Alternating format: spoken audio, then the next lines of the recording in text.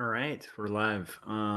Welcome to episode, I think this is 14 of my live stream. This is the live stream where I'm going to work on Two Stories, Book 2. It's the sequel to Book 1, which you can get through Amazon, and I highly encourage you guys to, as well as other bookstores, including your local independent bookstore. You can ask them to order it. And this is Book 1. And this came out in December, but it is let's see here. It is a book, confessional graphic novel, graphic memoir. So it's slice of life, true story that grapples with questions of faith, mental illness, depravity, and ultimately redemption in a fallen world. And it addresses some pretty heavy topics like faith and mental illness. And I am working on the sequel to this book as we speak. The first one took about 5 years and to create. A little bit about me. I'm Joshua Kemble. I've been a freelance illustrator for 15 plus years, like over 15 years now. I've been an art director for about 6, and that's what I do for a day job. And then at night, I moonlight as a cartoonist, creating things like this graphic novel. So it's my first published graphic novel. It's my second completed graphic novel. My first one that I completed has yet to be published, and I might put it out. I don't know. So anyhow, but this book, the sequel to this, I actually have to try to get finished in less time, hopefully a little more than half the time that the first one took.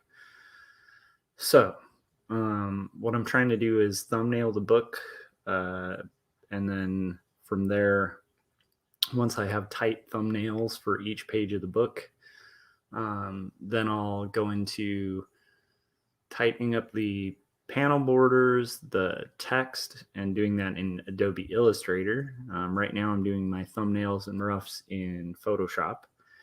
And then after I'm done with those tight panel borders and type layouts, I will then gather a bunch of photo reference, shoot a bunch of photo reference, and then start doing pencils, and then pencil, and then ink the entire book.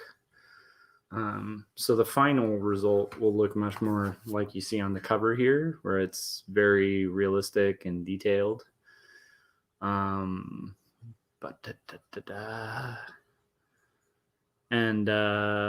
let's see here, what else?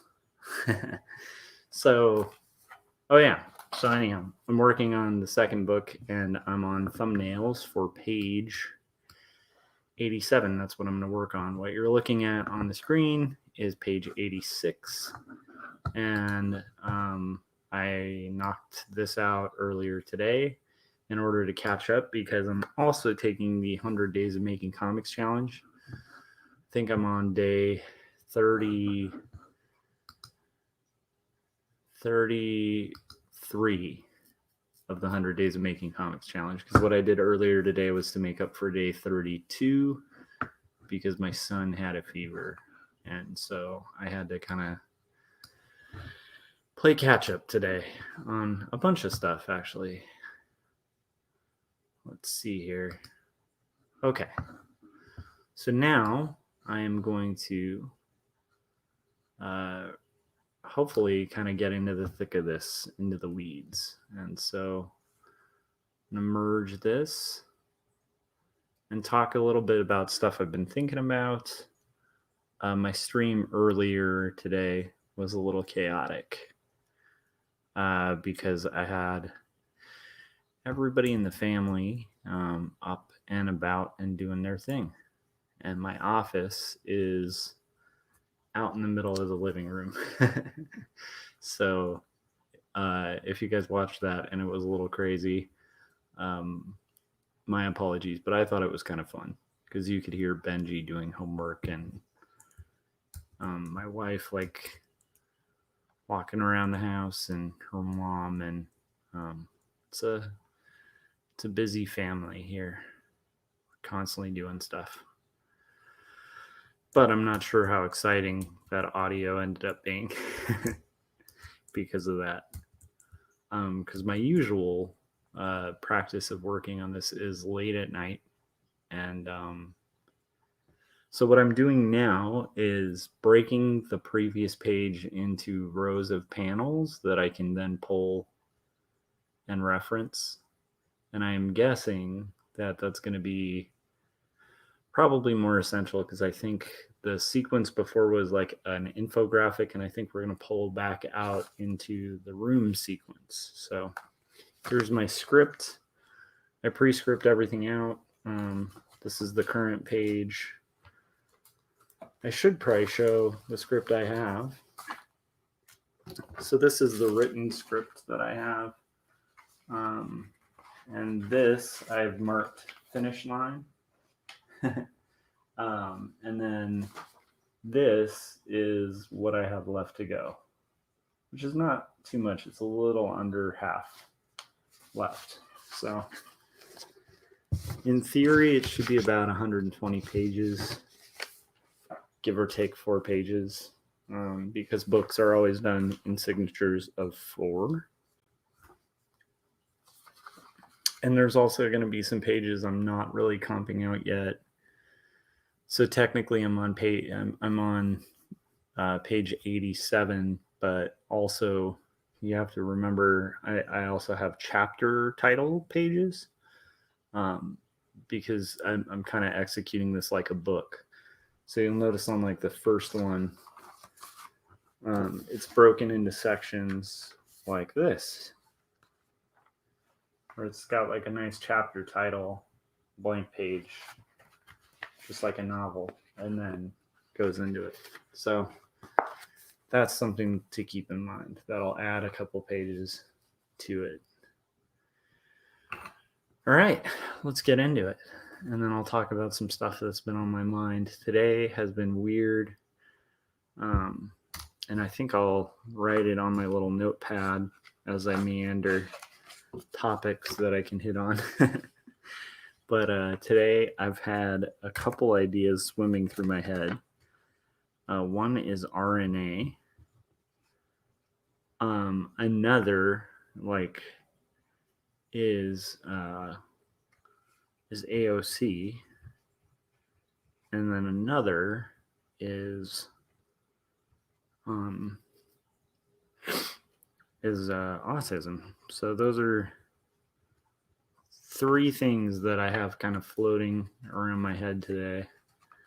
And I'm going to get into comics. So first I'm going to focus on getting these thumbnails knocked out, and then we'll see where we end up. Maybe we can touch on some of those topics. And as usual, if you guys end up jumping in on the chats, feel free. If you don't, no worries as well, because it's, like 12 midnight. I'm expecting this to take a couple hours. So, okay. Let me see what the last of these was. Capable of using it.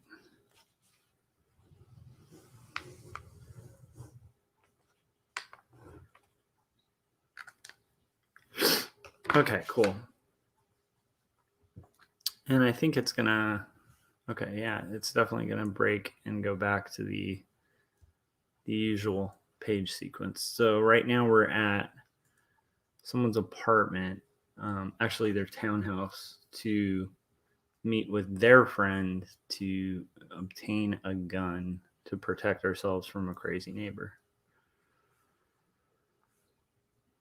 I'm not sure if the previous, this is the previous page before that. Okay, I do think this is close, but what I need is actually an angle behind the character. So right here, let me pull up one where you can see the whole room. So if you see here at the bottom, I'm going to do that layout, but kind of from the reverse, from behind our character Troy here, who's the gun enthusiast. Okay, so I need to like look just to see if I've done that angle on past pages. Part of why I do that is to make sure I'm being sequentially on point. Like, are there details I revealed about that room that are going to come back to haunt me? Are there little details? As I scan through stuff too, you'll notice the feed kind of gets disrupted. Kind of wonder if I can do... Actually, I might be able to do this. So as I do that, I might kind of scroll to this version so you guys can kind of see. I'll close the OBS so it's not crazy. Cool. Yeah, you guys should be able to see this. So we're gonna scroll through and see if I've done previous scenes. And in the case that I have done previous scenes, then we'll be able to kind of see from that angle. So here's one on the bottom left that might do, but I'm still not sure if that's really it, because I want it to be literally from the other angle. And by that I mean it like very much in the non-misused version. Okay, so what I'm seeing is I don't have the exact angle I want. But what's great about that is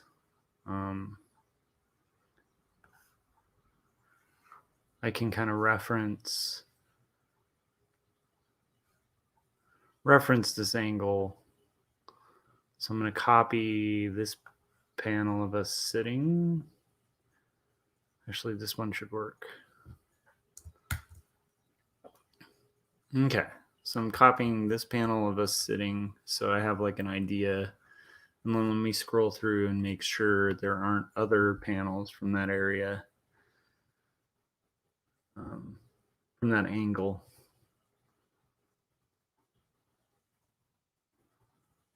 And I think that'll cut it for what I've got so far. When did they get in the room? It was in page 77, 78, 79.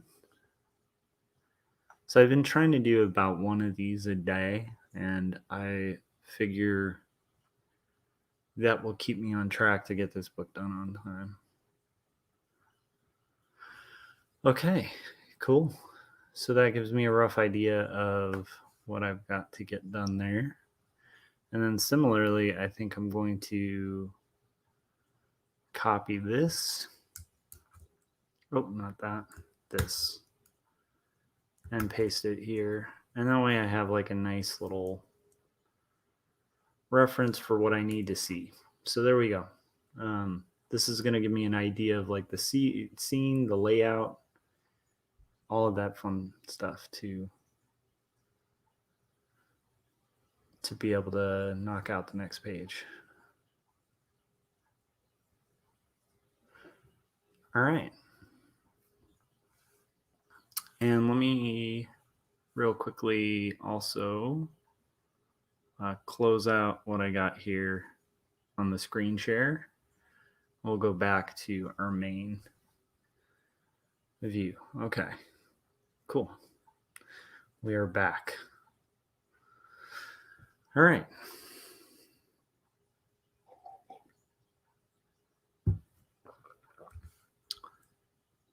So I do want to kind of keep this, especially this bottom rightmost panel when I'm sketching this out in mind. I'm going to also do like a little guide here because I'm probably going to divide it very similarly because we're going back to that room. We've had this whole sequence where we're getting like a crash course in gun safety.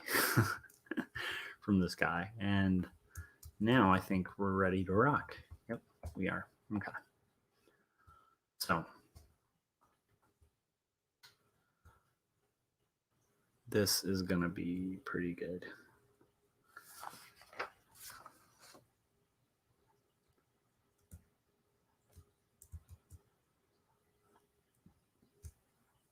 So we basically heard, I guess, what's a standard gun safety kind of breakdown for gun owners. But for a person like me who, like, you know, I think as a kid I went to like a shooting range and stuff like that, but I've never been like a big gun person. And then the older I've gotten, the more I've kind of moved away from it. This was about a decade ago that this book's events are, actually more than a decade ago. But yeah, so it was fascinating to me, and also kind of shocking to hear these kind of very practical, like, this is how you responsibly have a weapon that can cause a lot of harm. And but at least the conscious awareness that it can cause a lot of harm. So there we go. All right.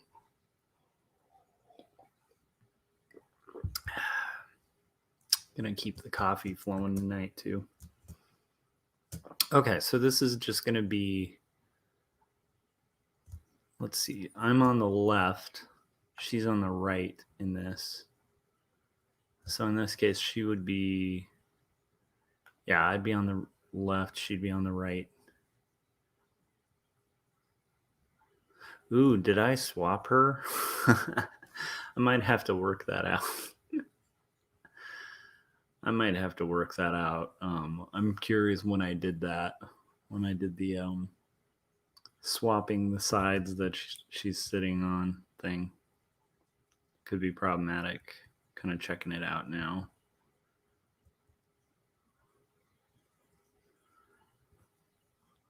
Okay. You know what? I'm going to keep her on the left and then try to work that out a little later, maybe. I might just have to flop them. Wow, that's a good thing to know, though. Okay. Okay. Cool. So part of why you do thumbnails is to avoid something like that happening, like a character switching seats without somebody seeing it. Okay. Well, I'm going to have to fix that on the finals. But like the nice thing is that's the first time I've seen like a big sequential mistake. This is going to be like him saying, wow. Okay. Okay. And then I think I might have it a little smaller. So that way I can have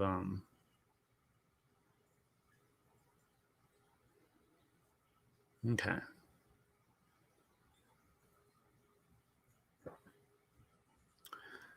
So I'm going to go back to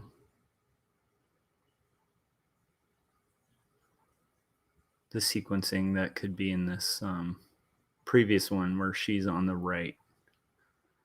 And then I'll have to adjust those other ones when it comes to the final.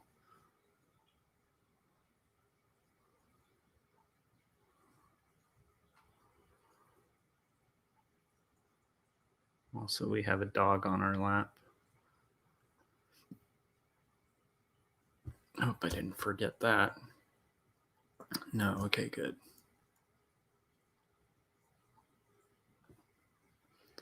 I might need this to be a little higher. This is me just working out placement, roughly.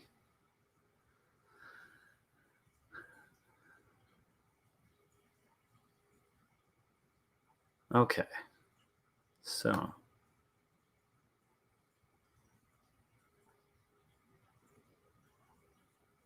I don't know why I So I'm starting a little later than I thought I would start the stream. I thought I was going to do about 9 o'clock. And funnily enough, when I got my son to sleep, I was pretty exhausted, so I took a really quick nap. I think I overdid it in our yard. I've talked about our yard before, but we have like a minefield of weeds. And I think I overdid it, so I might have worked out there a little too long. Because I sort of unintentionally got the day off of work. Not in the best of circumstances. So I mentioned this on the last stream, but my son got a fever a couple days ago, which is pretty standard for his age. Probably has to do with teething. He's losing teeth. He's 7, so it's like that's pretty normal. But anyhow, so but also my mother-in-law got slightly sick, and we think it was likely like food poisoning. But the coincidence of these two things that could potentially be like symptoms of COVID made me leery to go into work. And so I checked with where I work, and they agreed that I should probably get a test, make sure I'm clear of COVID before heading into work. So anyhow, the last 2 days, I had to go test for COVID, which is interesting. I don't know if you guys have had that done yet. I'm sure it's actually a pretty standard test now, but basically what they do is take like a cotton swab and like a Q-tip, and not like a Tribe Called Quest kind of Q-tip, but an actual Q-tip. And then they kind of shove it in your nose, but they shove it this way, not that way, which is not a normal entry point for your nose. And I was asked by a couple people if it hurt, and it doesn't really hurt. The best explanation I could give was it kind of felt like when you're a kid and you like jump in a pool and you get a little water shooting up the other way in your nose as opposed to out. It just kind of feels weird, and your nose feels weird for like a little bit of the day. So that's kind of what it felt like. So anyhow, got that done. It's like a drive-through kind of situation, which is kind of cool. They have that set up. Seemed pretty safe. And then got my results around 3-ish today. So it was like less than 24 hours, I think, that they turned it around, or maybe a little more than 24 hours. But luckily, the results were, I should look at what clothes I was wearing. Oh, yeah. Okay.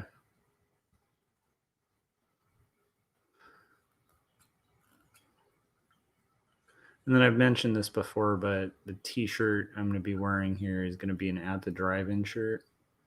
So this weird shape is like a stand-in for a specific, I think it was the cover of Relationship of Command by At the Drive-In, which is like it's one of their more mainstream albums. It was probably their most mainstream album, but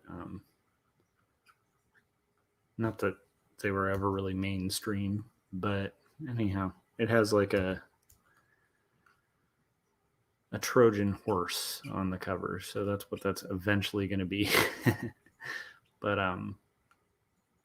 that'll be a beast for the version of me that's having to finish the final pages of this. We'll have to reckon with. One thing to be aware of when you're working on sequential work too is whatever costuming you decide on for your characters, you will have to draw like 1,000 times. So know what you're getting into. Although it's good to like still be ambitious with it and stuff. So this is just going to be a panel of him saying wow, and I think we can knock through that. So needless to say, today because I was kind of forced to stay at home, there was sort of a blessing to it in a weird way, because I got to catch up on some stuff that I really needed to catch up on, including sleep. Like, while I was waiting for the results of that test. And so, but I also did a little work in the yard, and I might have overdone it. So by the time I had put my son to sleep, I was like, I need to crash for like a good hour. My wife was up working on her kids' books because she's an illustrator too. And I said, I'm gonna head to the room and take a hour nap, which ended up being a couple lovely hours. But I woke up realizing I have to catch up. So that's what I'm doing.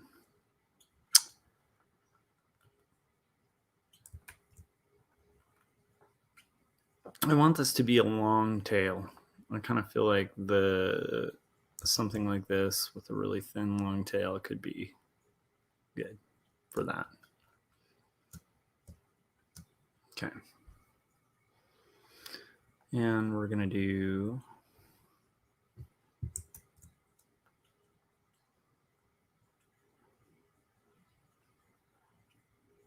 said wife here.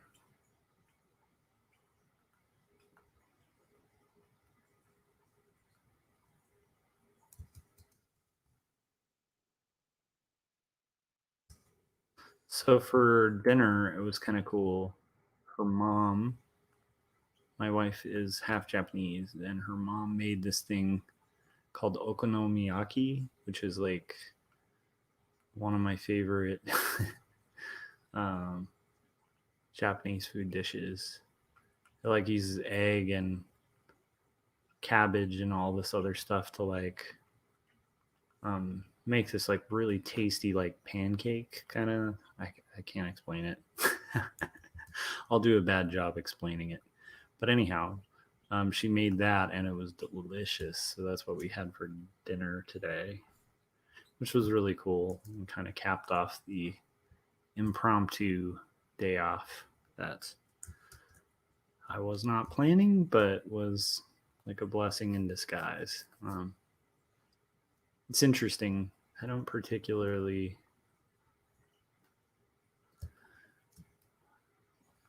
like, weirdly enough, I don't particularly like days off of work.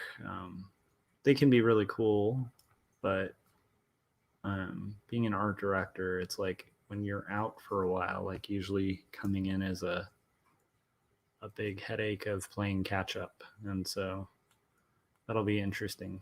I'm pretty sure my team probably held it down, made it, got it through and stuff, but there'll still probably be a lot of emails and stuff to catch up on. Which is a good problem to have, but it's one of the reasons I don't go out of my way to take time off.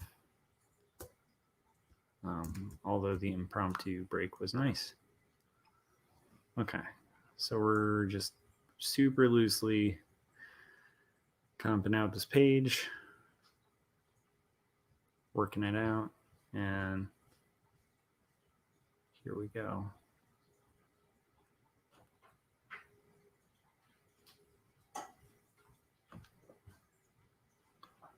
So this character is wearing a Seattle sweatshirt.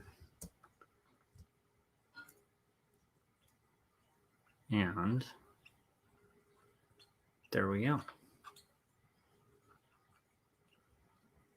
And she has pug on her lap. So I'm going to draw that pug.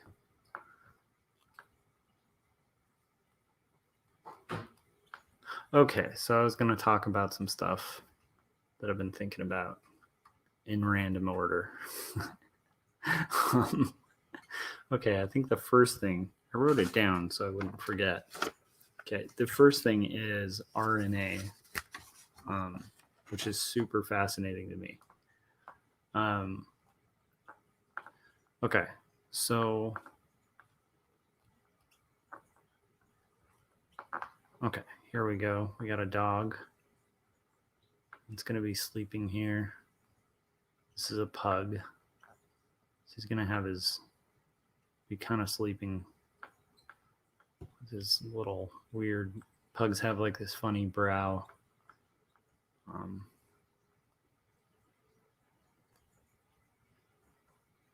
Okay.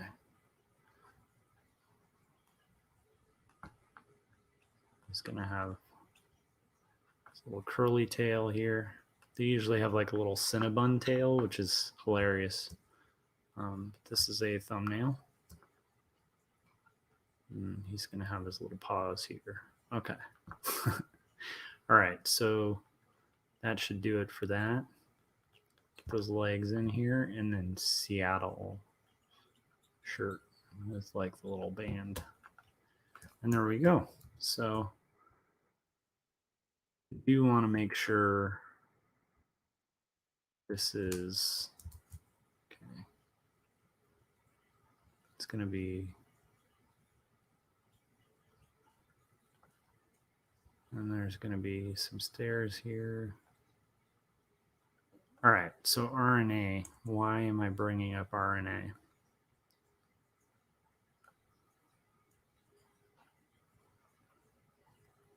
So I've mentioned before on this show, and also this book will address this and stuff too, that I am a Christian. Like I kind of believe what this dude Jesus was saying and believe it's true. But I also am at odds with quite a few people who profess to believe, and in a couple areas. One, politically, like a lot of people who profess to believe tend to be very right-leaning politically, and I am definitely not that. And actually, a lot of people believe in like a literal, like 7-day creation, 6-day creation actually, because of Genesis. And this is going to be nerdy, but hey, you know what? Like, this is my show. I'm going to talk pretty openly about politics or religion or anything. Because this is just a hangout while I'm doing work.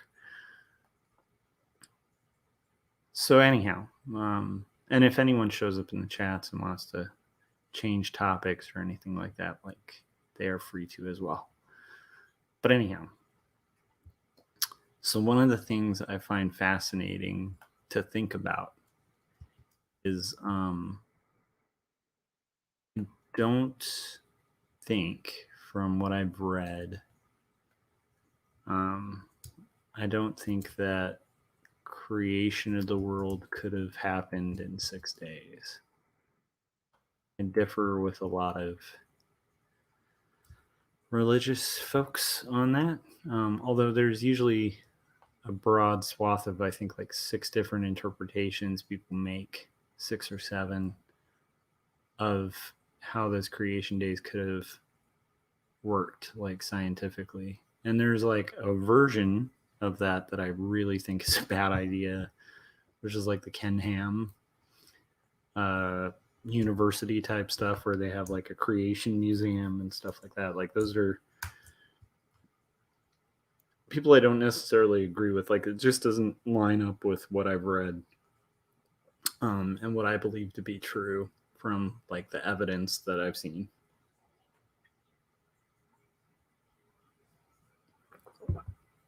I think it's pretty clear there was a form of evolution that was involved in how this earth got here and how people got on this earth and that kind of stuff. Um, and that's why I'm bringing up RNA. So I think RNA is an interesting thing. And keep in mind, this is like armchair science because I'm not a scientist and I don't fully understand the science. This is just from what I've read. But RNA is this really interesting thing because when people discovered DNA, which is this like code that sort of creates in biological life, like sort of gives it different genetic markers and identifiers, and they all kind of stem from this DNA thing. People who believed in evolution were initially, I think I'm getting the, let's see here. Oh, nice. I think my buddy Corey set up the indie review show, which I'm going to have to check out after the stream.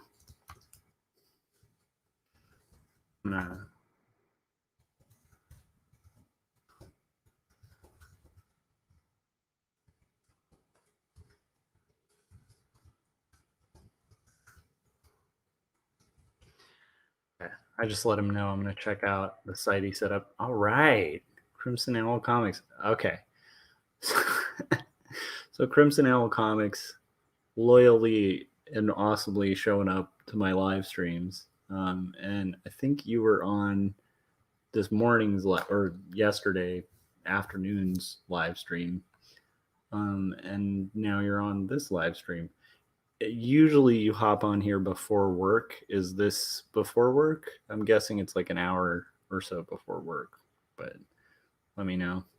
How's it going, Crimson Owl? I was just talking about RNA for some reason, and I'm a nerd. And if you want to change topics, let me know. Oh, goodness. So let me map this out because I was getting into this RNA thing and kind of getting lost, and I do need to map out this next part. Okay.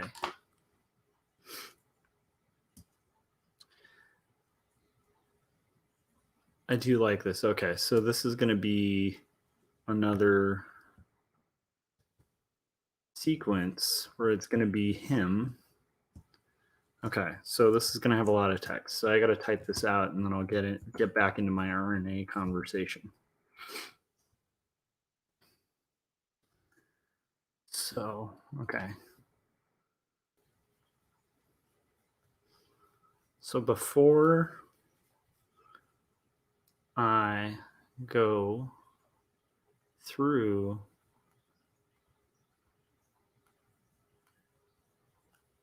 this,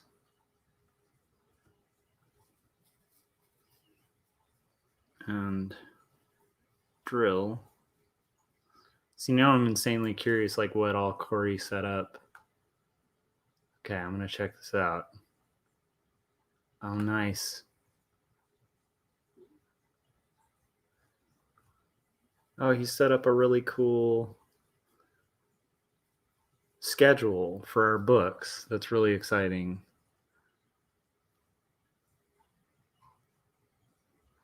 Dude, that's very cool. So he's got a schedule up, which is pretty exciting.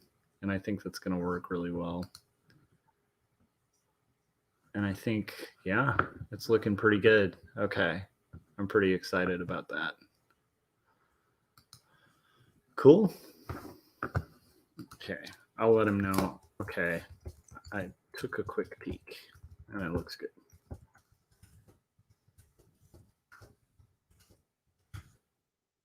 Okay. Perfect. So we're setting up a Corey, my friend Corey and I are setting up a review show called Indie Review Show. Okay, so drill with view.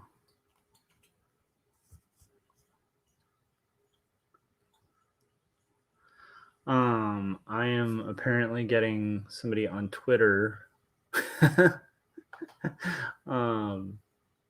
That's interesting.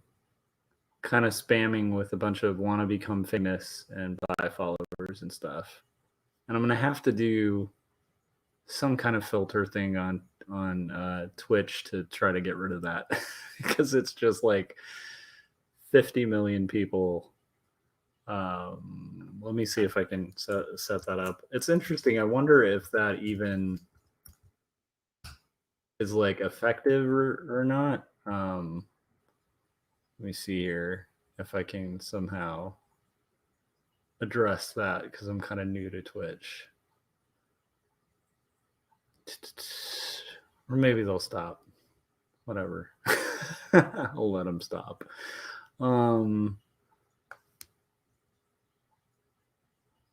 Nice. I love it. So anyhow, let's see here. So before I go through this and drill with you how a gun works,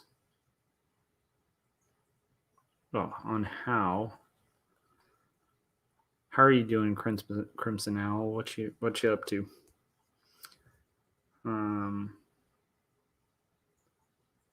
Ronnie is a pretty awesome cartoonist in his own right and does a lot of cool horror comics. Has a horror channel on YouTube I recommend.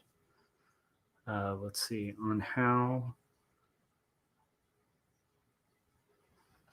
the gun works.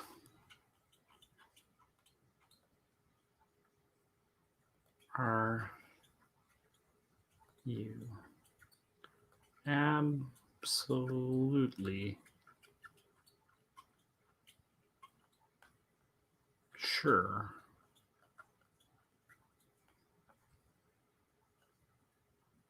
that, sorry, this is a long body of text I got to work out, will kill this man?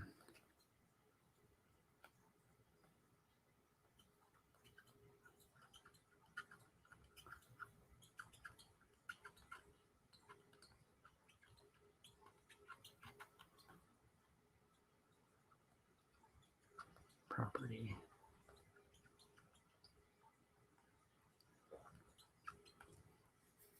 And I don't like having orphans of text.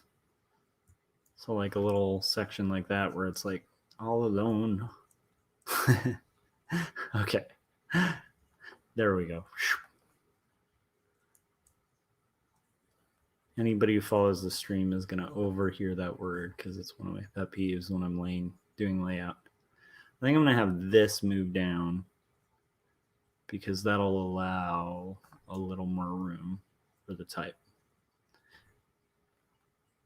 And keep in mind, all of this type is just a placeholder, kind of working out what space I'm going to need to leave when I do the finals. And then what I like to do after I'm done with my tight roughs and stuff like that is to kind of work it out. But we're talking RNA, and I'm going to continue that talk in a second. Okay. So why RNA? Like, so to me as a believer, like a Christian, I think that God I believe in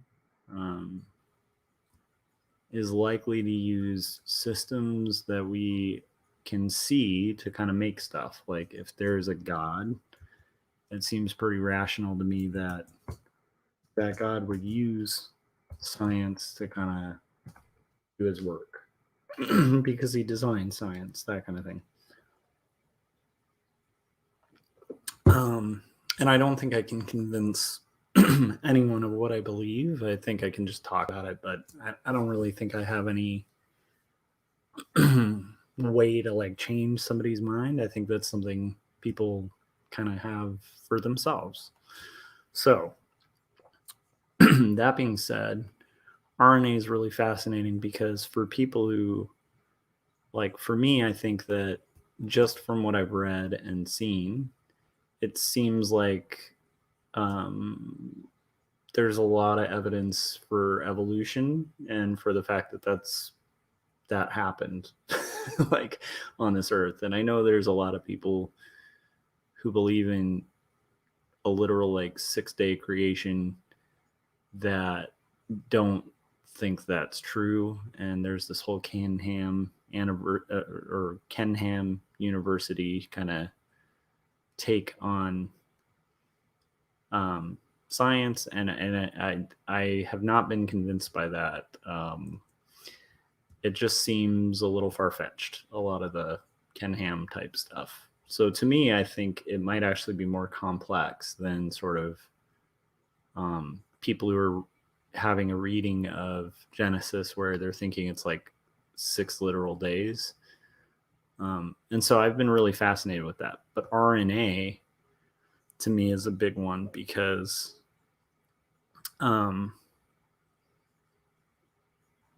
so like DNA, when they found DNA, scientists, when they were looking around at a molecular level, realized that if they couldn't find, like they kind of postulated based on evolutionary theory, where they were like, hey, if evolution's true, then there's going to be a way for this thing, DNA, to self-replicate, and we need to look for it based on the theory of evolution. And they did, and what do you know? They found RNA, which is messenger RNA, which is a method for DNA to self-replicate. And someone might like look at that and go like, oh, well, that's silly. Like RNA isn't like this important thing. And yet you got to realize like our current COVID vaccine, at least in the US, is literally made based on RNA, and it's effective. So far from the science on that. So, so there's this extremely provable thing in existence that I'm trying to get this guy's eyes, and I think I've botched it. He has kind of more of a back. Okay, there we go. And then he's wearing glasses. Okay. And here he's going to be holding the gun. So anyhow, so one of the reasons I think RNA is so fascinating is I think there's a lot out there to kind of suggest that maybe not in full, but at least in quite a lot of science, that like evolution was likely the process that God used to create the world.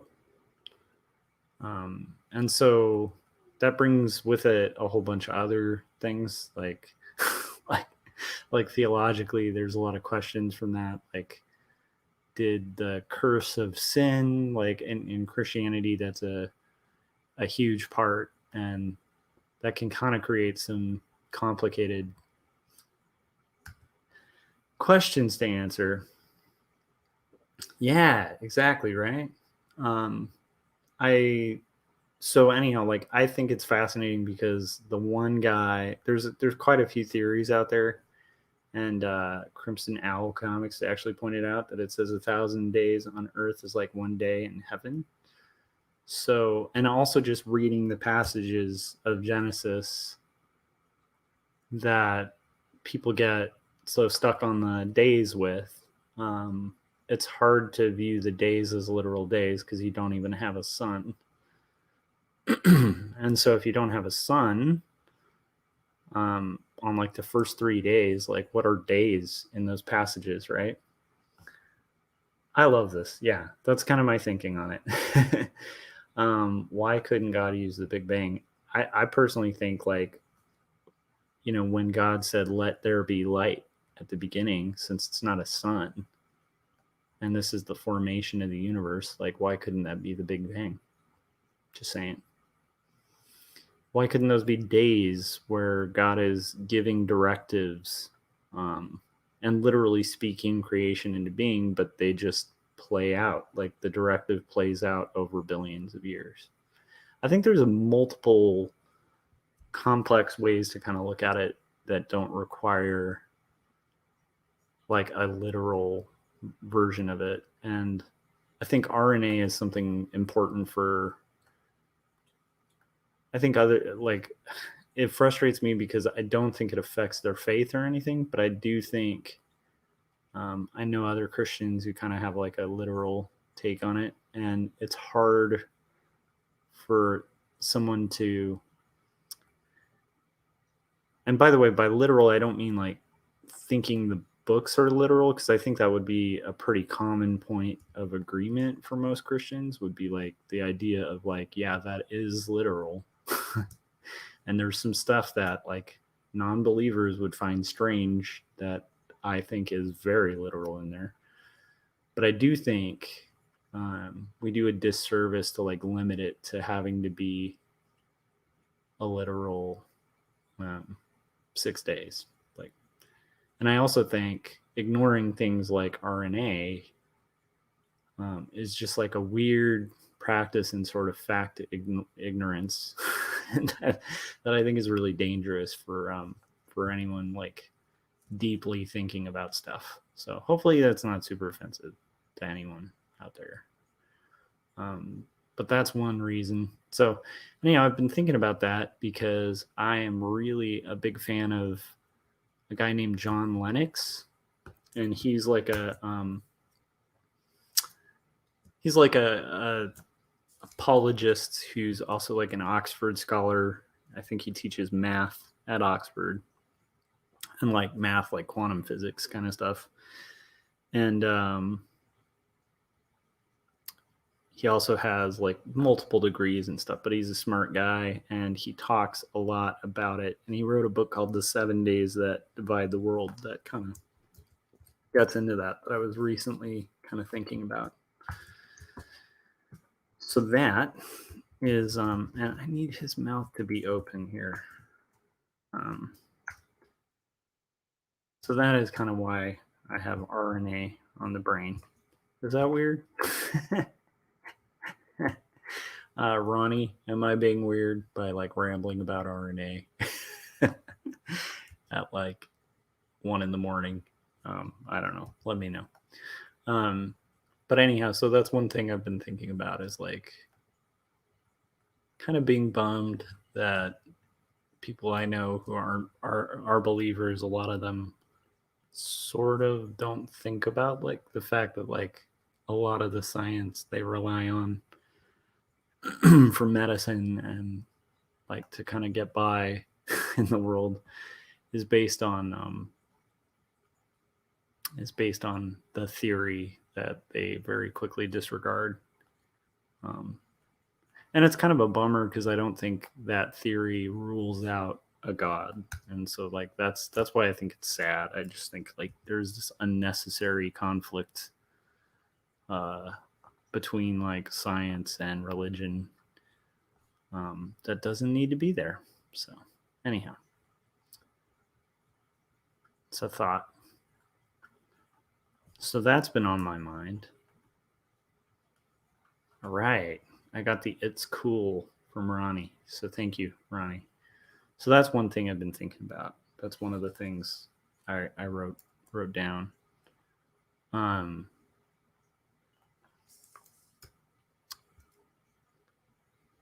think I've mentioned, so autism is one of the things I wrote down that's on my mind. So I've mentioned this on a couple other shows and stuff, but it's like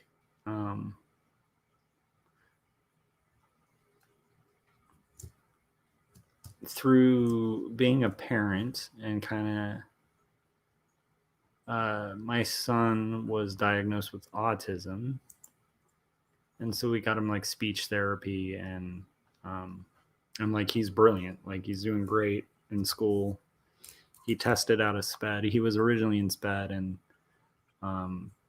now he's he's in like first grade, but he's like crazy high functioning.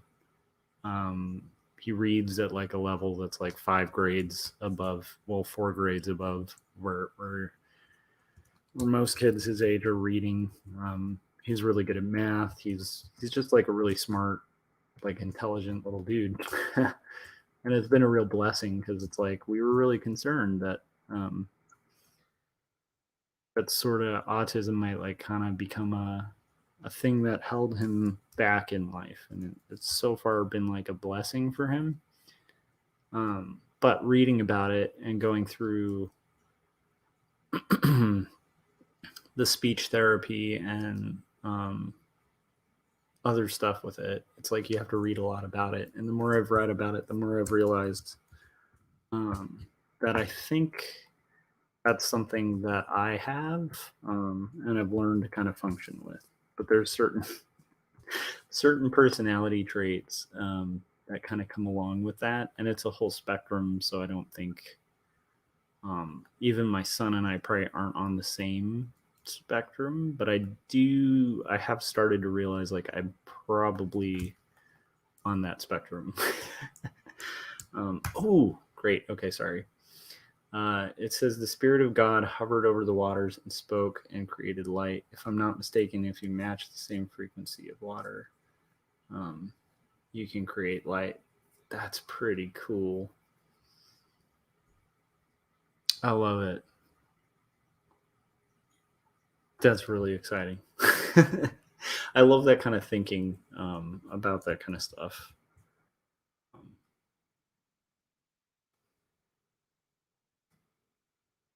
I am. I've started to realize like I think that might be something about me that I didn't know. Because like growing up, I had something strange where, like, if I'm excited about a topic, I'll go on like a long treatise about it, and I have trouble sort of not interrupting people, and there's just all sorts of things that are like I have a really loud voice. I don't read social cues super well, like nonverbal cues. So there's just a bunch of little things where I'm like, I think I probably have that same thing. And it's been interesting. So that's been on my mind, just sort of trying to, like, without going way deep into it, because I'm a person who's really convicted also by the fact that I don't think most people are like quote unquote normal. Like, I think there's a lot of people who are kind of out there like striving for normalcy. Um, oh, all right, man. Thanks for joining me, and thanks for participating in the chat. So that was pretty fun. I will see you on the next stream. Heading to work, I hope. I don't know. You have I think this would be about work time. Well, have a good day, Ronnie. And thanks for joining the chats. And anybody watching, go check out Ronnie's stuff. It's pretty cool.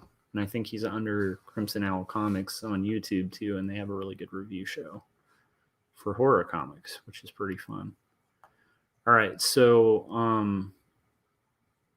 so that's been something on my mind, like trying to kind of navigate and figure out like what exactly that would mean. And I don't even know if it has so much of an impact on me, because like once again there's just this kind of there's just like a kind of myth of, I think, normality that sort of exists in the world, where I think a lot of people think there's a normal, and then they're kind of striving to feel normal, and they're sort of not feeling normal. So they're like buying stuff and trying really hard to kind of create a normal, and or feeling like they don't kind of fit within the norm. And I realize like I don't think anyone fits within the norm. Like the older I get, the more I'm like, people are just weird. Like we're all a little strange and a little off, and we all have our own little struggles. And some of them are big struggles, you know. Like, and my book like addresses some of those in the sense of like I struggle a bit with depression, always have. That might very well be tied into autism, or it might not. Um, because there is like an alienation that's tied in with autism where you want to relate to people, but you don't fully relate to people because you don't pick up on things that some other people do. And you might kind of like be really high functioning and kind of figure out how to navigate it, but it's a weird, disconcerting thing. And it's been fascinating because they didn't really know what that was when I was younger. So it's been interesting kind of learning about it from as an adult. Like it's been interesting. So I'm pretty excited about sort of learning more about it because I think it will actually, it gives me a little window into some of the things that make me the way I am. But my point is, it's also been interesting because I don't know if it matters. Like, I mean, it does in the sense of like knowing yourself. You should be more, more curious, more quizzical.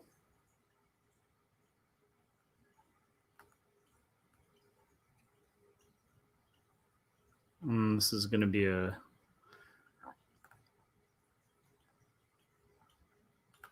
okay. Love it. So I'm figuring this out. Oh my goodness. Spending way too long on these panels. So that's one of the reasons autism's been on my mind.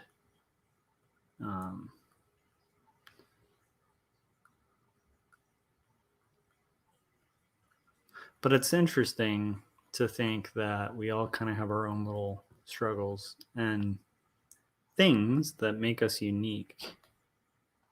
And I don't know if they're as abnormal as we want them to be. My first comic tackles issues of like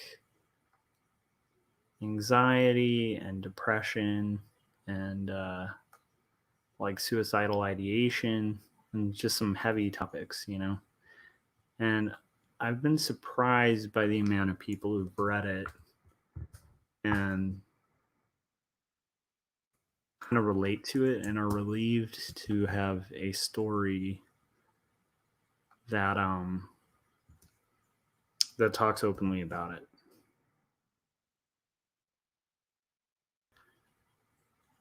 Because I think so this might actually have the door. That's fascinating, but this might actually be the door of the house here. Which would be a nice little framing device for the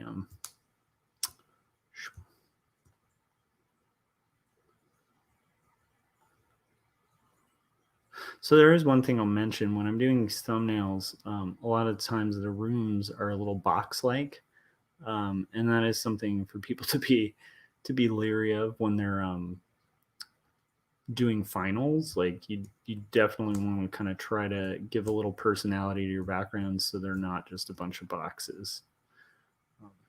Anyhow, what was I gonna say? Oh yeah. So basically, like I do think though that that like like mental illness and mental struggles are more common than we like to admit. And I think sort of normalizing the conversation of it is a good idea. Because I think people sort of avoid these difficult topics with like kid gloves.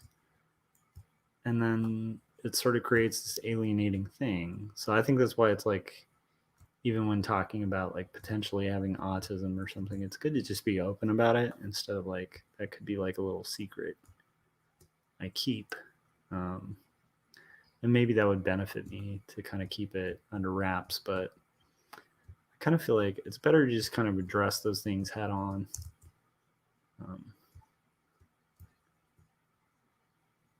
and sort of tackle them as you can, you know? So we are creeping on the first hour, and anybody who's watched my streams before knows that at like the first hour point,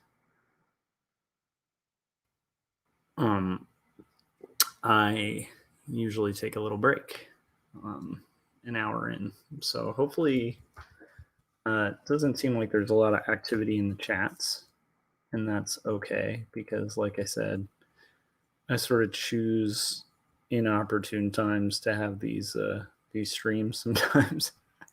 um, but hopefully, anybody watching this after the fact is kind of enjoying the conversation. And let me know in the chats, like when, or in the comments, your thoughts on that after the fact. Like, are there things about you that you feel are abnormal, and then the more you kind of are out there in the world, you're more like, this is just kind of this strange, complicated thing of being a human being. Okay, I am going to take a break and I will be right back. So this should be about 20 seconds or so, maybe like half a minute. I'm gonna get a refill of my Magateers. I'm gonna get, that's my coffee mug, and then I'm gonna get what else? Also realize I should probably move that more towards where you can see what I'm doing, and then I'll be right back. So thanks for watching as you guys have been, and I'll be right back. Boom.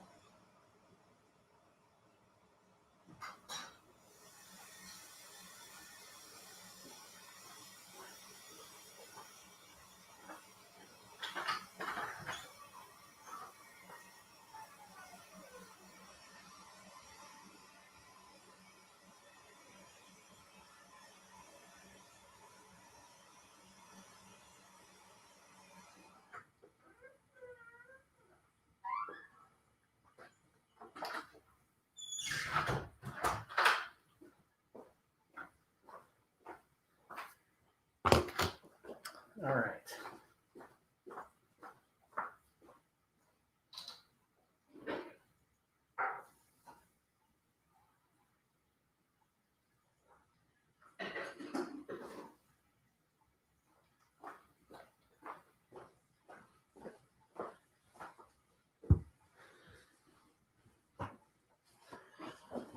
All right, so some of what I was talking about earlier with like the RNA stuff is going to be addressed a little bit in this book because I was an atheist for a good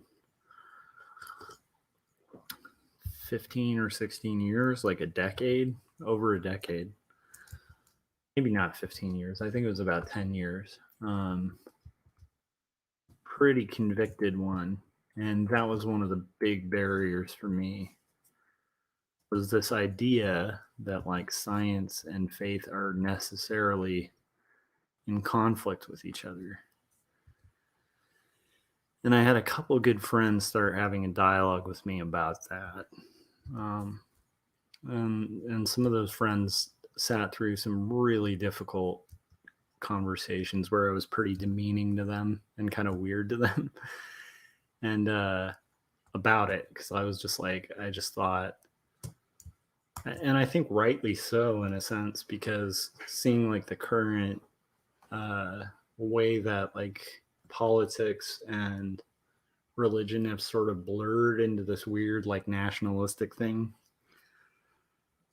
where people are almost like mixing up like America with Christianity, and like have this weird version of Christianity where they've deified like a certain president, you know, and almost are like adherent to a political viewpoint as opposed to a spiritual viewpoint. It's just kind of a weird thing, and I noticed that about the church, and I saw it when I was an atheist, and it really angered me. And I kind of grew up, like I talk about it a bit in my first book, but I grew up in a Christian school where I felt like I was kind of brainwashed a little bit. And I went into depth with that on a podcast with Luke T. Harrington called Change My Mind, where I talked about that and some of the themes of this book. But I found it really refreshing to read people like Francis Collins and John Lennox, and just found it other Christian writers that didn't see a need to invent fake science, or see like a necessary conflict between science and Christianity. And that to me was nice. It was like a window where I could be less judgmental of Christians for sort of, because at the time I think I thought they sort of avoided truth, and yet they were claiming to worship the truth, and truth can't negate truth. So anyhow, but thanks to those friends that kind of had these long conversations with me and lent me a couple books and stuff like that, I reread John, which is like a book in the New Testament, and I read what Christ had to say and stuff like that, and was just blown away by it. And kind of took Christ up on his offer to like knock on the door and it'll be opened, and I kind of did that, and my life was changed. I became a Christian. So, and this book gets into some heavy, crazy experiences that I had gone through like prior to that sort of changed my life in a positive direction, where it's like now I have a kid and I'm married, and I still have struggles with depression and stuff, but my life has changed quite a lot for the better. And some ways like materially for the worse, but spiritually and mentally, I do think my life has improved quite a lot from sort of having that belief and that walk in my life. But one of the big things kind of blocking me from even considering that belief was the amount of people who profess that belief who are completely in denial about fact, and in denial about science, and in denial and kind of like very complicit with like a party line and stuff like that. So I get kind of passionate about that stuff, and I think about it a lot because it was stuff that blocked me from having what I think is like actually the ultimate meaning in life. And so that's a huge thing. Like, I don't know, it's worth thinking about. All right. So that was my thing on RNA and autism. I was going to get into AOC too. I'm just going to talk about all the stuff you're not supposed to talk about on here. Okay. So first I need to work on this.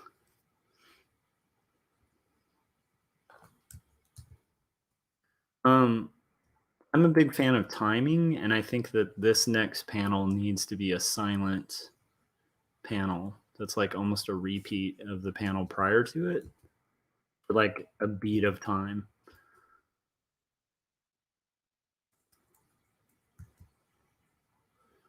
And actually, I think I might have that gulp be in this panel. So first I'm going to need to distort these panels a little bit so that my measurement is more on point. Because my measurement's way off here. Okay, there we go. Now I'm going to scoot this panel a little bit over, and I'm going to get rid of all that type. I might need to kind of re-stretch it in a second. So let's do that. Boom. Okay. So I'm actually going to have this. Okay, there we go. I'm going to have this gone here. I think I'm going to have this maybe a. Yep. Actually, have this move up a little bit because that's what happens when you gulp.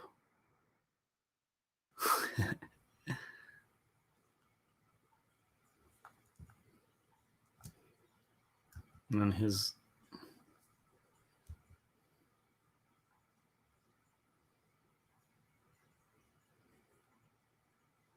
Okay. It's an easy panel, but I think it's important to have that beat of time. One thing I always try to keep in mind when I'm doing these thumbnails is the reader's experience. And I mean, obviously, when you're working on a book, you want to remember the reader. But I also want to remember like moments where you can control the time the reader is experiencing, because time is one of the most powerful things in comics. And I feel like if you can get your tempos down and your timing down, this stuff can get really cool. So I'm really excited about Corey and I. So my friend Corey and I are evolving this thing we've been doing. We've been doing a show called the 48-Hour Art Check, and we have evolved it to a new show that's going to be called the Indie Review Show. And we partially titled it that because it's got a fun acronym where it's the IRS, which is funny. But unlike the Internal Revenue Service, this is the IRS you want to hear from, and you want to audit books.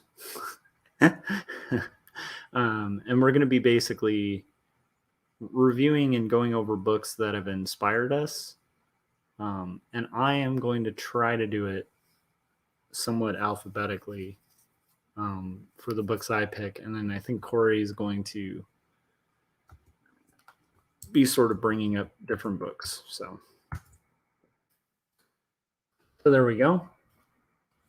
So it's a beat. So it's going to say, so before I go through with this and drill you on how this gun works, are you absolutely sure that you will kill this man if he enters your property? And then it's gulp.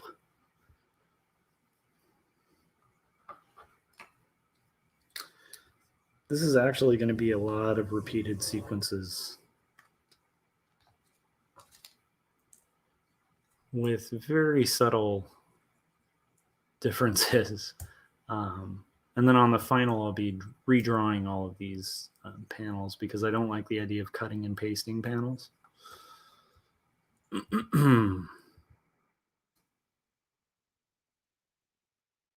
That's fascinating. So my measurement was off on that first panel. I made it too thin. So I might need to thin up these panels and thicken up this one a little bit.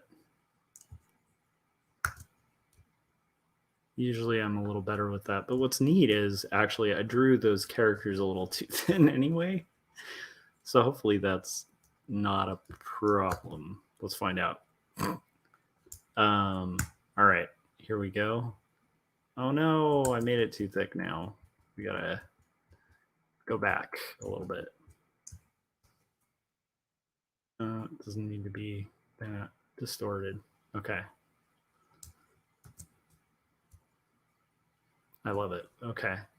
That should do it. And then let's see if that did it. Here, this is going to be repeated down here. Boom. All right.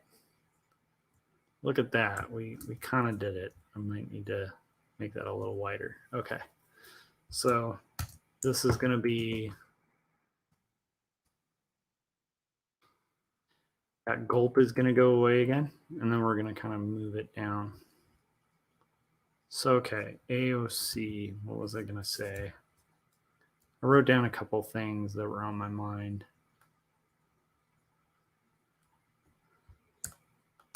So I will say,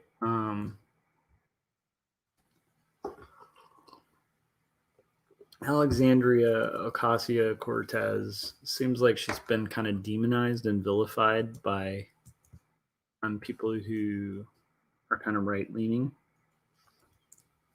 And maybe I'm missing out, or I'm like in a liberal bubble or something, but I've been following her for a while, like her career and what she's done, and I don't find her to be as like divisive and crazy as people are painting her as, who are people on the right. And anyhow, so, but I will say, like, even if you are kind of right leaning and stuff, I would be surprised if you didn't think or agree that she's probably one of the most hated politicians in the U.S. government, by the right. Like, meaning, if there's somebody on a list of people who are most hated by right-leaning people politically in the U.S., she'd be probably like number 3, right? You'd probably have like Nancy Pelosi,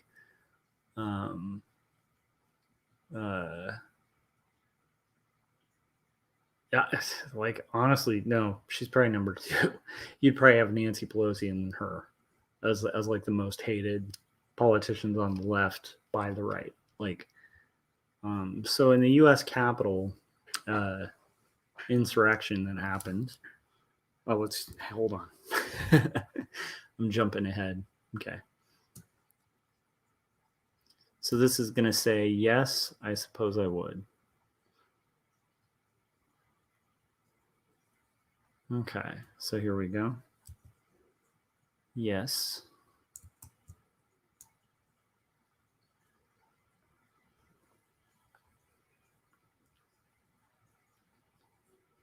I suppose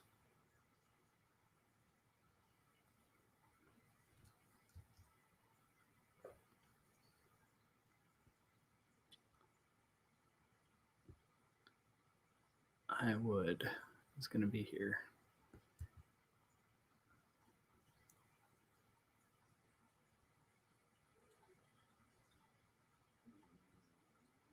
Okay, so anyhow, she posted on Instagram, like, I think it was yesterday, a pretty harrowing personal account of what she went through during the Capitol insurrection. And I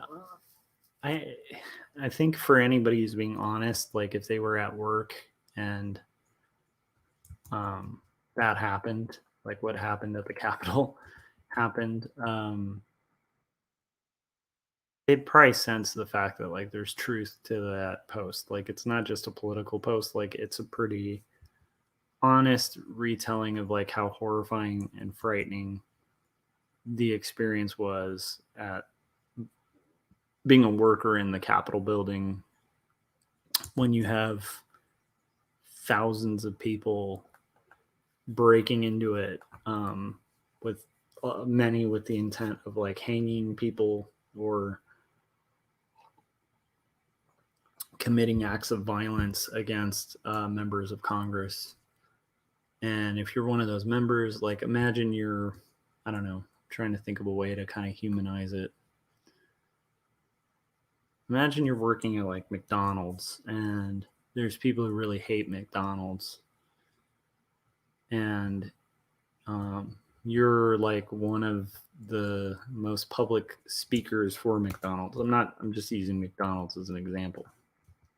McDonald's, like a couple thousand people, let's say you work at like McDonald's corporate or something, and a couple thousand people with the intent of hanging and murdering potentially or kidnapping or other terrible things. Every person who works at your company, McDonald's in this case, or name any company, right? Break into the building and you're like hiding in your office and worried that you're potentially going to die or worse. And keep in mind, because it's AOC, there's like brutal memes about violence against you that are all over the internet. Anyhow, point being, it was pretty harrowing, and I find it strange if there are people who are right-leaning who aren't moved by it and don't think it's kind of messed up that regardless of like what your politics are, no one should ever be in that position at their work. Like, it just sucks. It sucks that our country's there, and it also sucks that there's a lot of people I know who like lean right who have no inclination or trouble with that and kind of think AOC is full of it for being thrown off and disturbed and traumatized by thousands of people breaking into a building where she would be probably number 2 on their list, on their hit list. So yeah, anyhow, so that's been on my mind too, because I just think it's weird that like I don't think people on the right are evil always. And I'd like to think that more people are disturbed by like an attempted coup to overthrow the democratic vote of the people, and the people in that building during that coup being a little frightened of what might happen. I think those are both things we can be sympathetic to and also kind of speak against, regardless of what side of the aisle you're on. So that's been on my mind. So yeah, so neutrinos, we did that. AOC, we did that. Autism, we did that. I've burnt through the main topics on my mind. Okay, let's get back to the IRS show.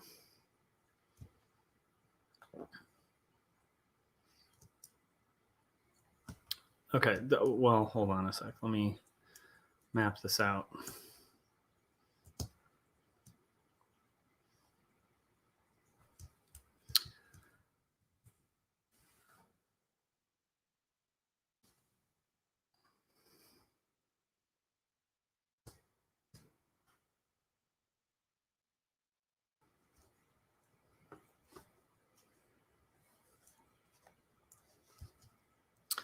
Okay. So I do think for the timing of this, it's a little bit of like almost comedic timing, but also just for impact. One of the books we're going to be reviewing on the review show is a comic by Graham Annabelle, who uses repetition when he does comics, at least at the time. I haven't kept up with his first second stuff. I should, because he's pretty amazing. But anyhow, he utilizes this a lot, where it's repetition of a panel, and that can be really effective, especially when it comes to like trying to capture a micro increment second. I don't think it should be overused. Like, I think it is overused in some comics by some cartoonists, but I think it can be a powerful tool to use repetition.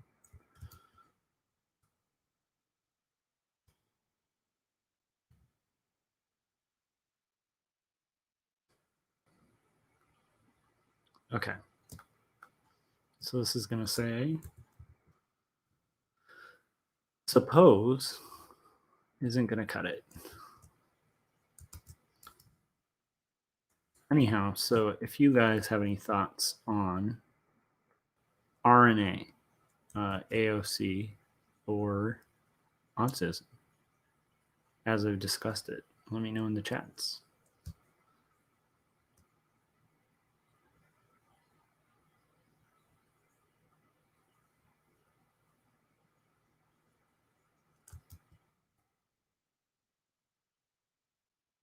Suppose isn't going to cut it.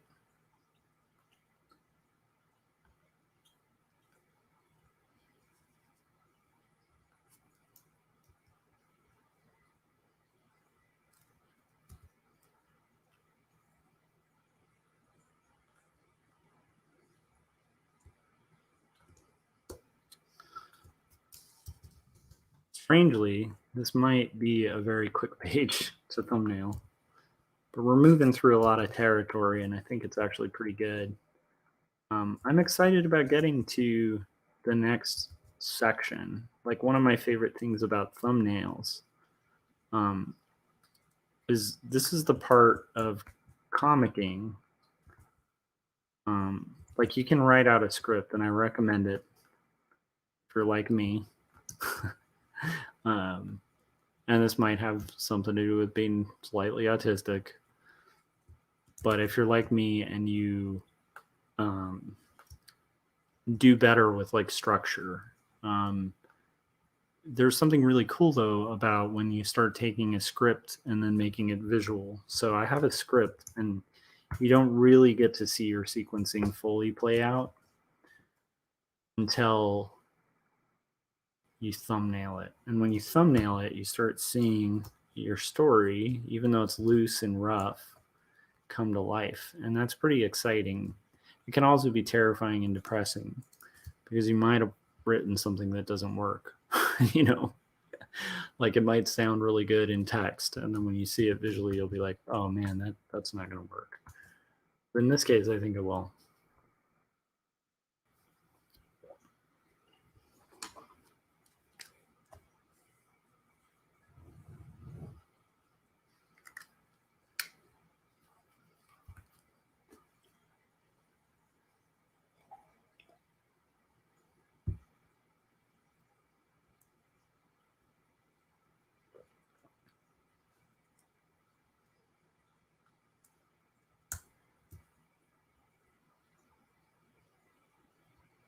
Okay.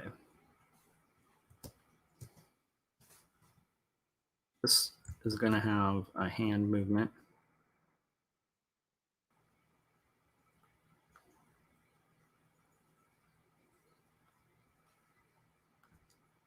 Okay. So here we go. I'm going to knock this out.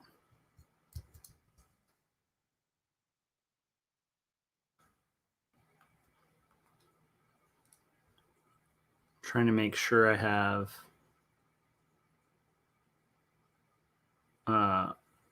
this part mapped.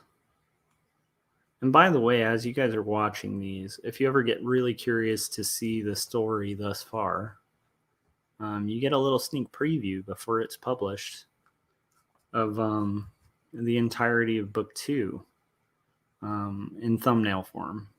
But it'll at least give you the story so far. So if you're aching to know what happens in book 2, you can kind of follow along. And what might be fascinating is like being able to see the differences between what might appear now and how it changes over time before the final published work. But anyhow, so just letting you know, if you want to see these pages I work on these streams, you can check them out on Instagram at Joshua Kemble. That's spelt the same way as you see down there. So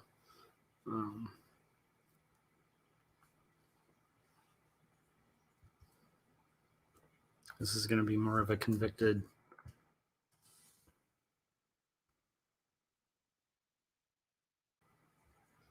brow down moment. A brow down, bro down. Here we go.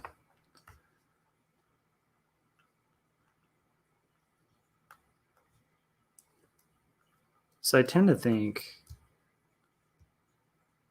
well, this should be pretty good. I do want to let people know, if you're watching this after the fact, that I may not do a live stream depending on how much I can get done during Artcasters tomorrow. Artcasters is a show I do with Scott Cirkland. And I'm not sure who our guest is tomorrow, but I do know that I tend to get some work done by then. So I'll probably be streaming. Like I'll be, showing my progress and stuff like that, but it'll be during whoever we have as a guest, and hopefully we'll get some cool like conversations and stuff out of that, and that'll be on Scott Cirkland's channel tomorrow around 9 o'clock.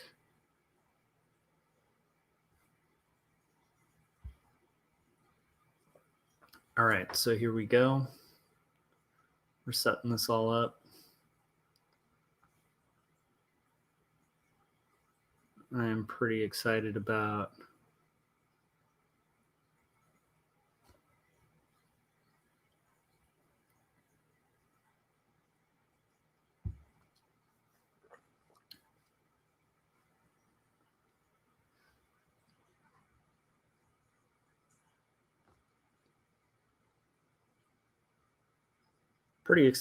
this. I think this is going to be good. All right.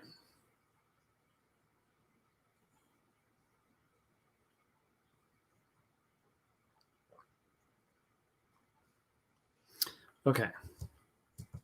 This is going to say,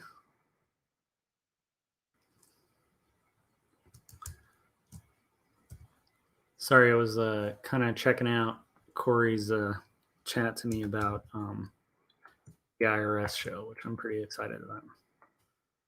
But anyhow, Artcaster should be pretty good, and that'll be later today. So at like 9 o'clock p.m.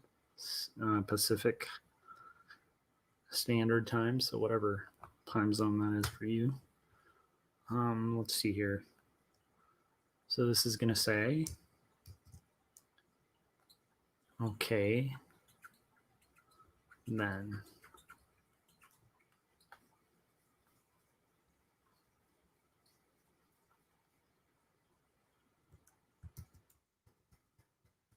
I'm going to reword that. Okay. Okay, then.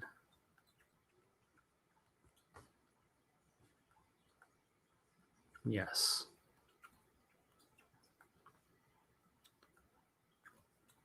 Yes.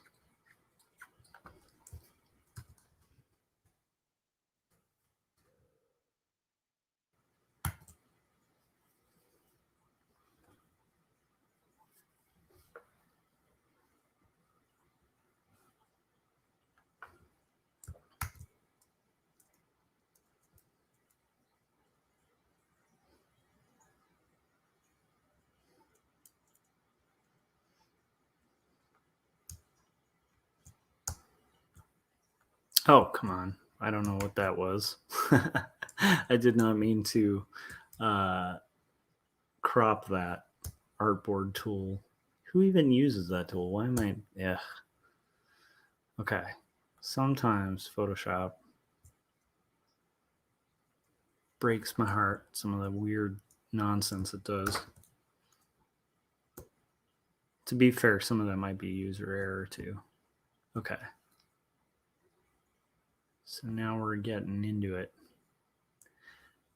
This is an interesting sequence, and I think it might be good.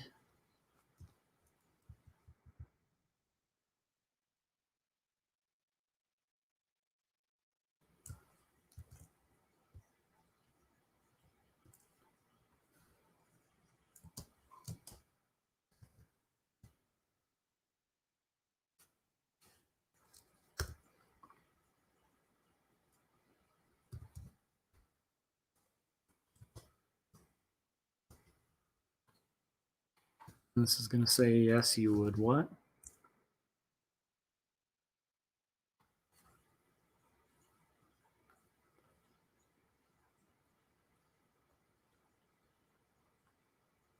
And in this case, I think an orphan is perfect in the sense of like the type being alone.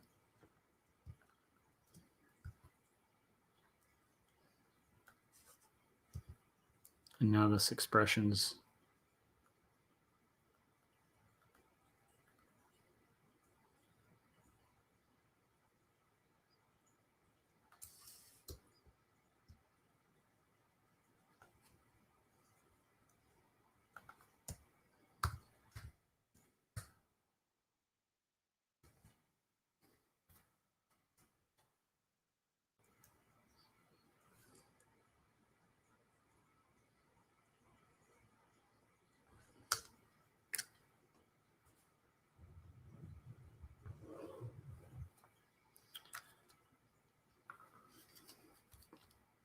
okay. And this is going to be this, but a little more concrete. And this might make sense why I'm like allowing so much space.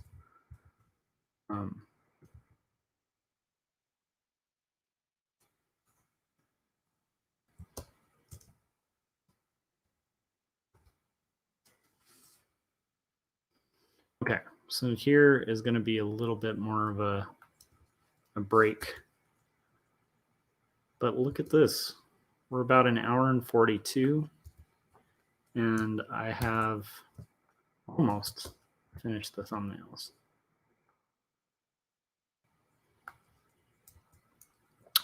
I am going to borrow this head and move it a little bit so it's kind of staying in proportion.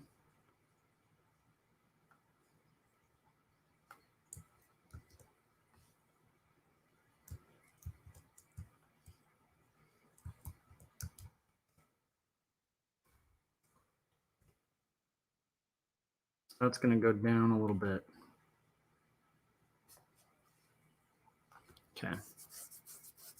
Yep, that actually works.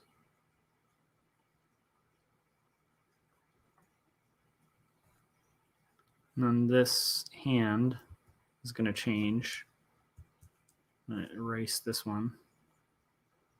Then I'm going to draw behind, and this will make a little more sense. But what I'm doing is making things a little more transparent. Going to work over the layer. Get rid of some of this extra so things are consistent, and we're going to kind of move it out. This is like animation tricks almost. Okay, but sloppy and rough. Okay, and this is going to be hands because this is very like a kind of impassioned conversation here. It's going to say, okay.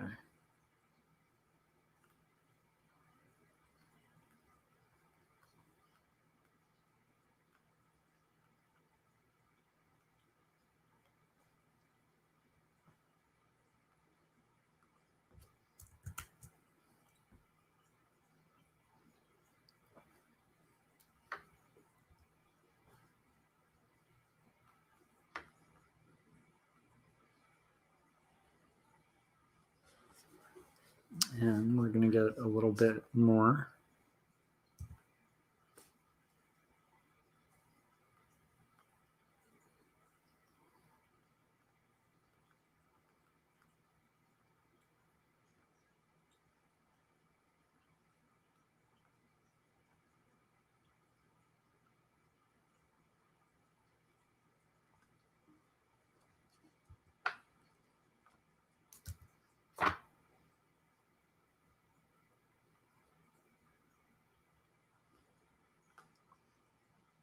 I'll correct that a little bit.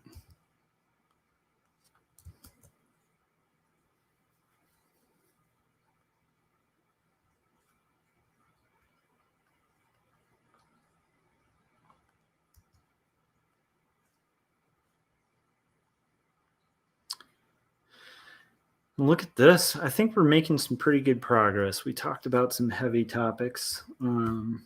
We are kind of doing this weird little trick with this page that's kind of necessary, but also a little strange. Okay. Now we're going to get back to finishing pages, man. And that's pretty exciting. So I think this will kind of work. Now I need to kind of map it out. So like I said, I need to kind of work out some of the details on here. I'm going to merge this down, save. This is going to be a little bit more of that. So this is more of the hair. Kind of finish this up. It's going to be down here. Get that mapped out a little bit more. Work out this. This is going to finish that background.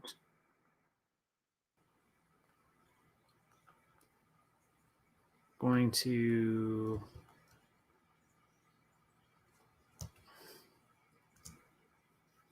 kind of keep this going. And now we need to block in a little bit more of this shading to kind of blend it. And then I'm going to add some text, which is pretty good, I think, actually.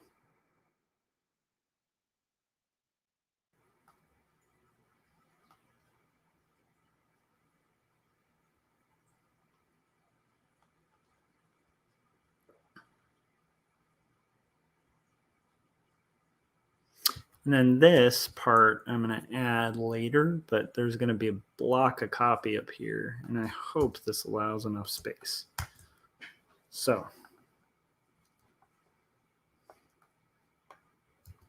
this mouth might be a little more.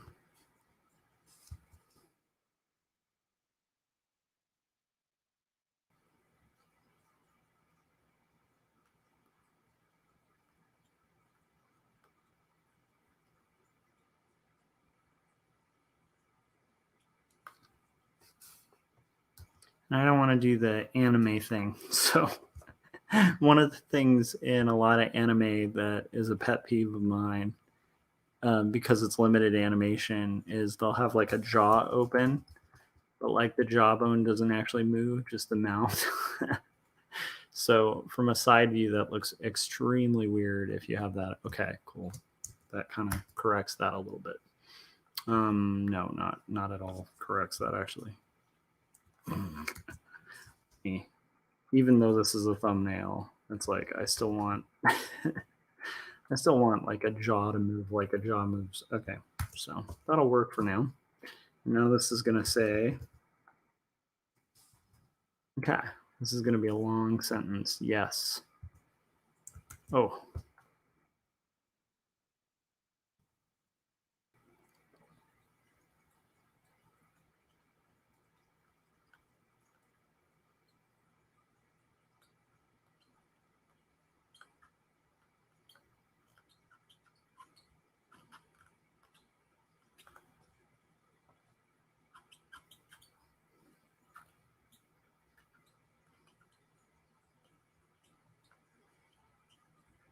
So this is saying, yes, I would kill him.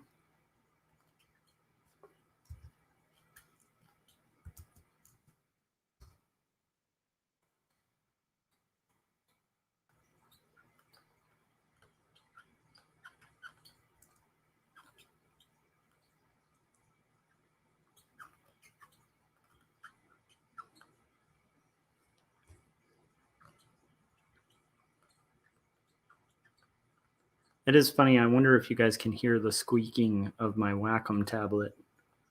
I would say Wacom, but I've heard it's actually a Wacom, so I don't know what you call it.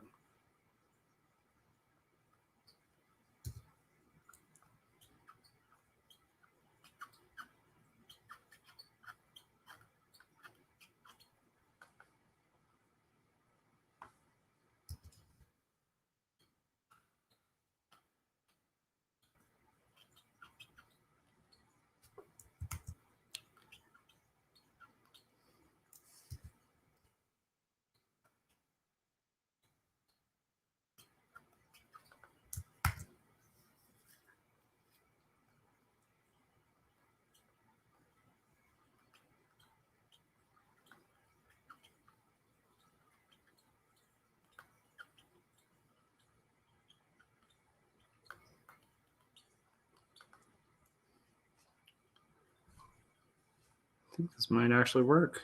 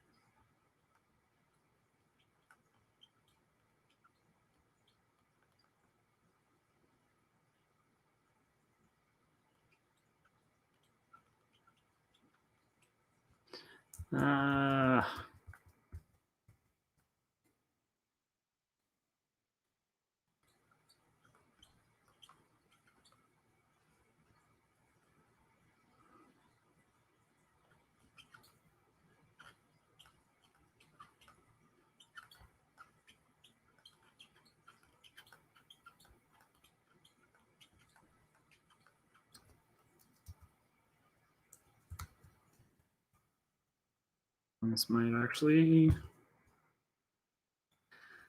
there we go. And we're getting there.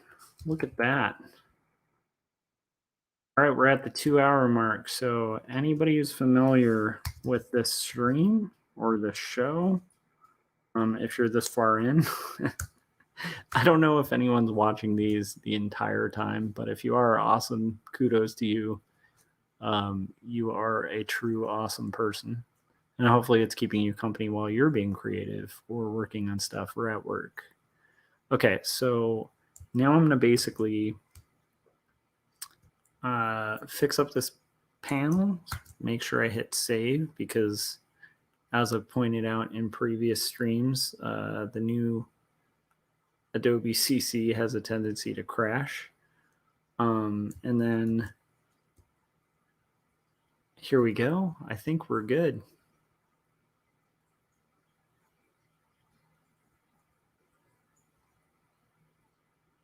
Okay.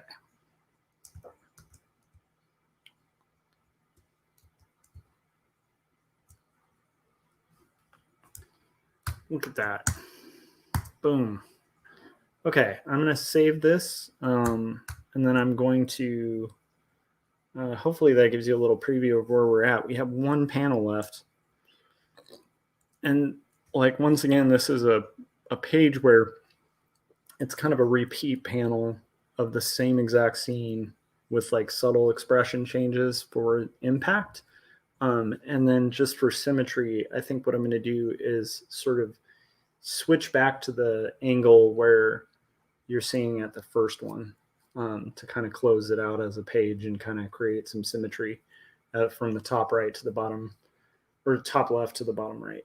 Okay, so I'm going to get another refill of my Magateers, and I'm imagining like 10 more minutes or something after that, and I will be done with the page. So I'll be right back.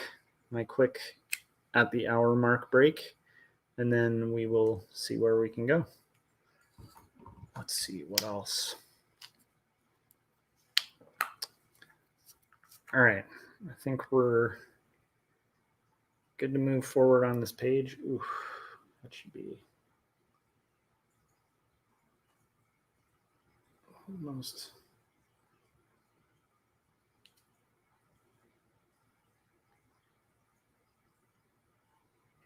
Okay. And I'll be right back, okay?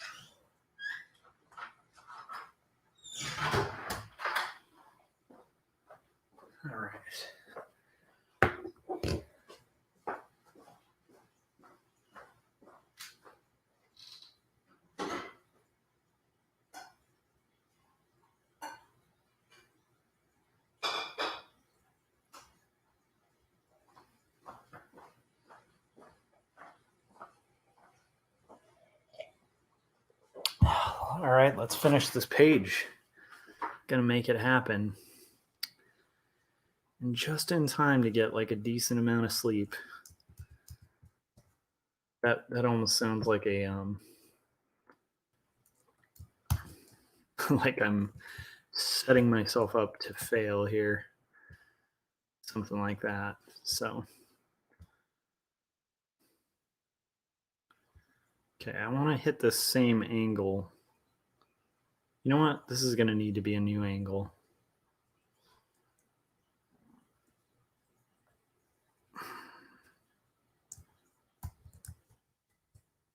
There is no need to reinvent the wheel because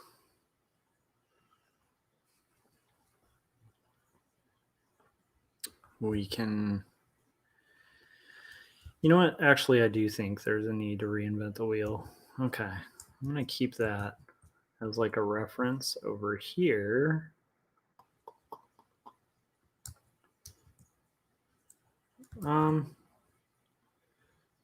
No. Actually, that's good.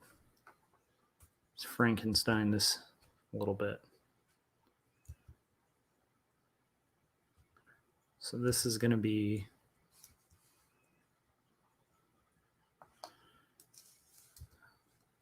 okay. You know what? Actually, I think I'm good. I'm going to erase that and I'm going to basically just do a sketch of the face.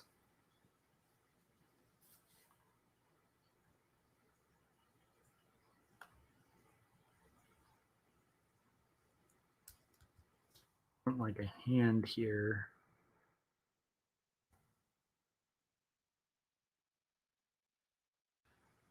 Okay.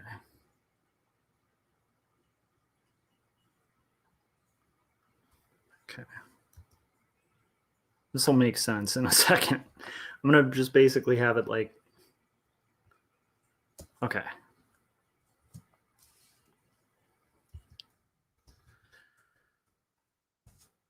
I think in comics, it's important to kind of have, to use hands, because hands are like a very expressive, nonverbal form of communication. And I think it's just really good to kind of have like hands as a narrative device to kind of express like what your characters are talking about. So this is just going to be loose. It's a thumbnail. Okay.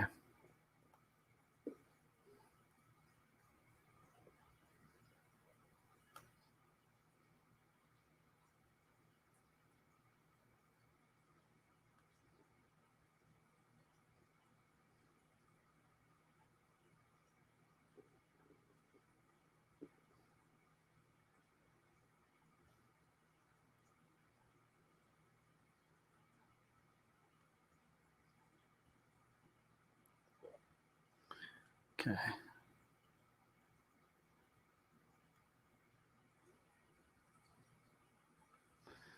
Very loose, hopefully. A little bit more chin there. Okay.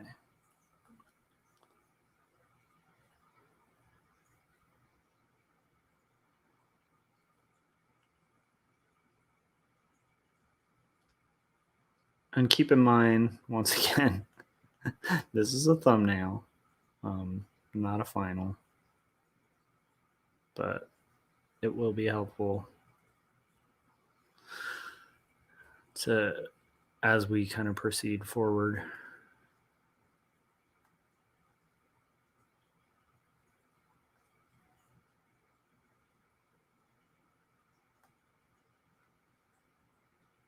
This is going to have a little bit of beard.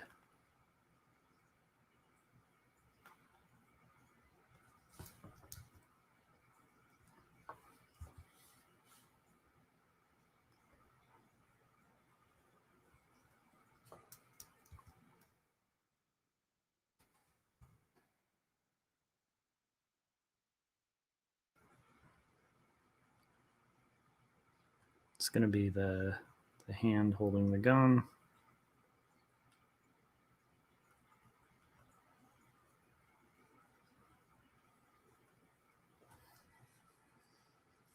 So he's going to be saying also,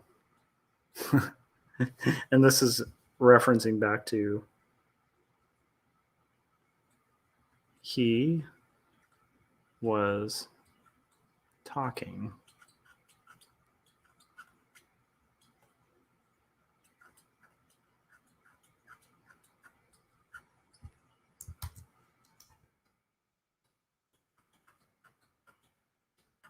shirt.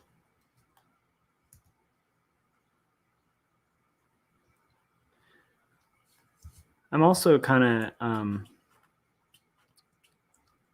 thinking this is an important part to highlight, because I think often when weird things happen, people will sort of dramatize it and think that it's like an action movie.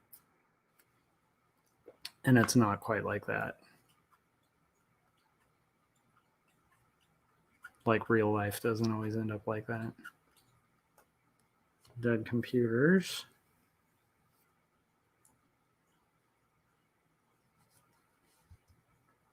That actually isn't supposed to say that.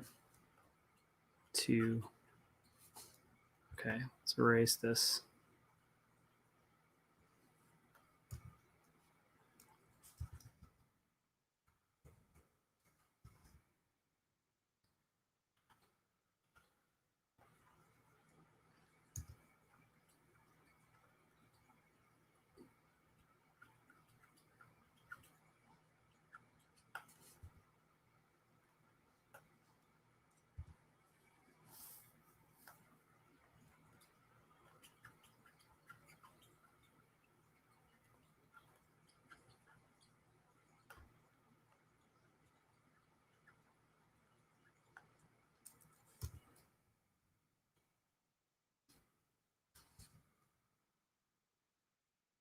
All right, we're wrapping up this page.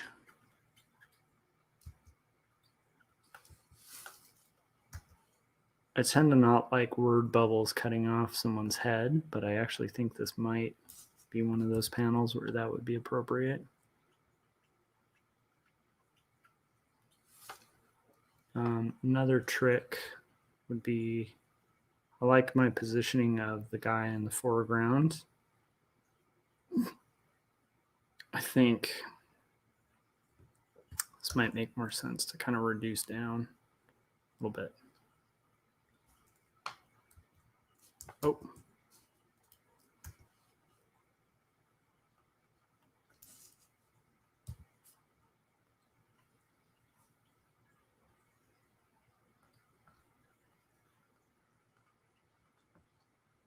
And there we go. I'm trying to think where would, okay.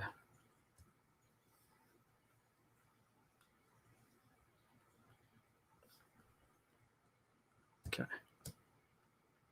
It's got a little bit of hair here. This is going to have some, this is very thumbnail-y now, which is good. And this is going to have like some shadow.